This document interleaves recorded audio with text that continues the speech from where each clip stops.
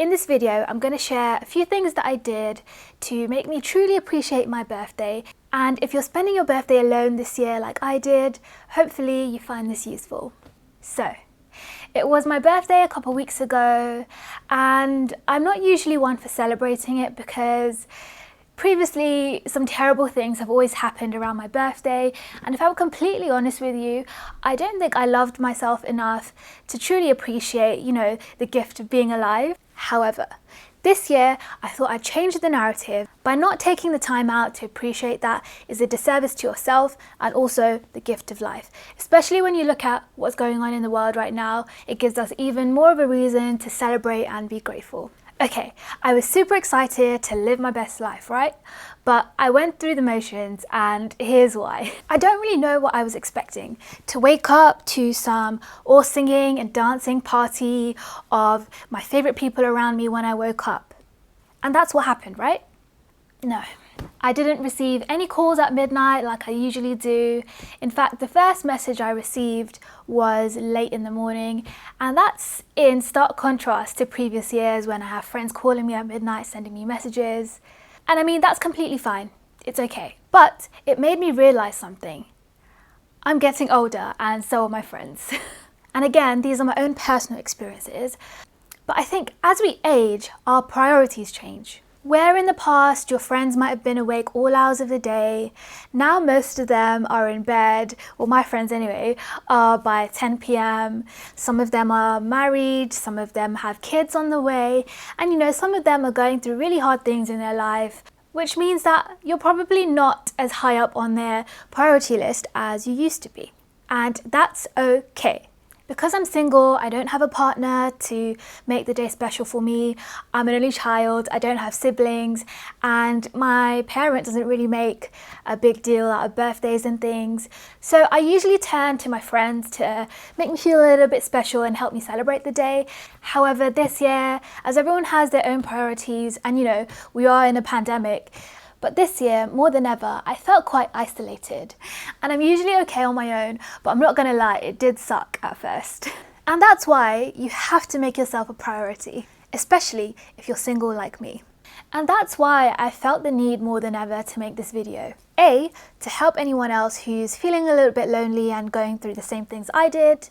And B, I needed a little reminder that even though I'm alone and can feel lonely at times, I am thriving and still living my best life.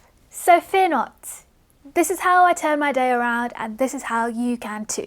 Okay, so this is probably my favorite thing to do, birthday or not, and it's have a dance party.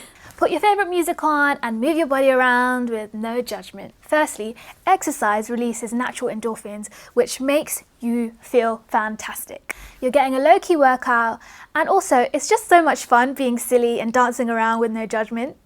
Most of us get so caught up being an adult and adulting that we forget to make time for play and just be a little bit silly and tap into our inner child. I'm probably the biggest advocate for this, and probably the reason why I'm still single. I consider myself to be a big kid.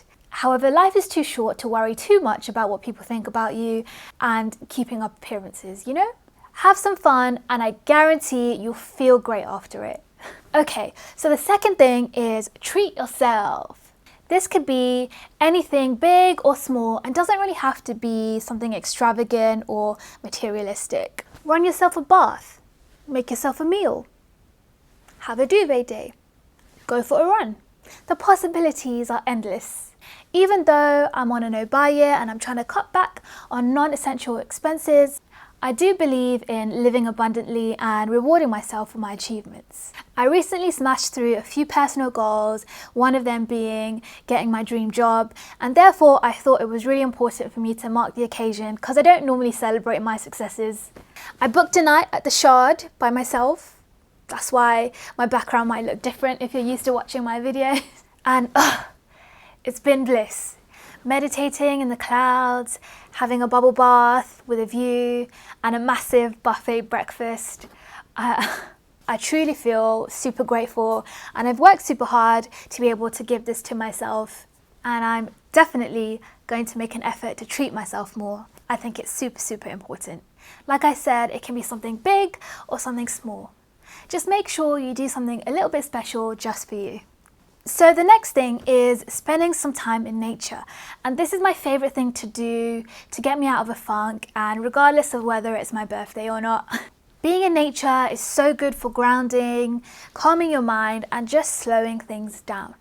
And if you're spiritual like me, it's essential to be in nature to further your spiritual practice. Being in nature really forces you to slow down, and it helps you feel a lot more connected to the world, in a world that has you feeling disconnected in so many ways. If there wasn't torrential rain and gale force winds on my birthday, you would have caught me rolling in some fields somewhere, however, London, you know? Another thing that I highly recommend is journaling. I usually do this every day for a few minutes, but I set aside a more lengthier session for my birthday just to reflect on the past year and set some intentions and goals for the year ahead. As I write every morning, I like to look back and read my journal entries from previous years just to see how my mindset has changed over time and just to witness my own growth, you know? You may not be aware of just how far you've come or how much you're growing as each day goes by. So I really like having a record of these things, even if it's just a simple thing like what's on my mind today, how I'm feeling, and something that I'm grateful for. It's just so nice to be able to look back on this, and this is why I highly recommend journaling to any of my friends, and I recommend it to you too. Okay, I don't know how many people are going to watch this, but I thought I'd include a little bit of what I wrote in my diary, just for me kind of to have on record. I think it'll be cute to kind of watch back next year, and even though I've written it down, I just want to have like a memory of it, so I'm just going to share a little bit with you all. Not many people watch my videos anyway, so I think we should be okay. Okay, I'll only read a little bit, but I wrote, so this was about last year. I think I wrote this after reading what I wrote in my diary last year on my birthday, and I've written, I feel like I was at the back end of my struggle that year, and I can happily say I have come out of it a stronger, peaceful, and more joyous being. I have developed in my spiritual practice, and I am so much kinder and compassionate towards others and myself. I'm still very much a work in progress, but I love who I have become. I can't wait to see what the future has in store for me, but I know I'm going to enjoy the process. In the past year, I have come leaps and bounds mentally, got myself a new job, I'm financially more secure, got a new car, started a comic page, paid off a loan, started my YouTube channel, skin and hair glowing and growing, meditating, journaling every day, and most importantly, improved the relationship with my mum. And then I go into some like personal stuff about what I want to achieve next year, so hopefully I can share that with you all next year. I also like to use the time to set a few goals, and these don't have to be surrounding work or anything materialistic. For example, some of the things that I wrote this year is ensuring that I still have quiet time even as things start to open up again, making healthier food choices, and also making an effort to exercise a little bit more. And finally, another thing you can do for yourself is start that thing you've been putting off. Forget a face mask.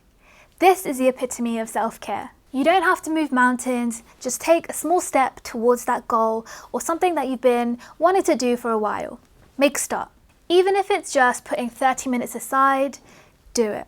The hardest thing is getting started, and you'll often find that once you start, you'll get into a flow and you'll exceed those 30 minutes and you won't even realize. As Lao Tzu said, a journey of 1,000 miles begins with a single step. Happy birthday!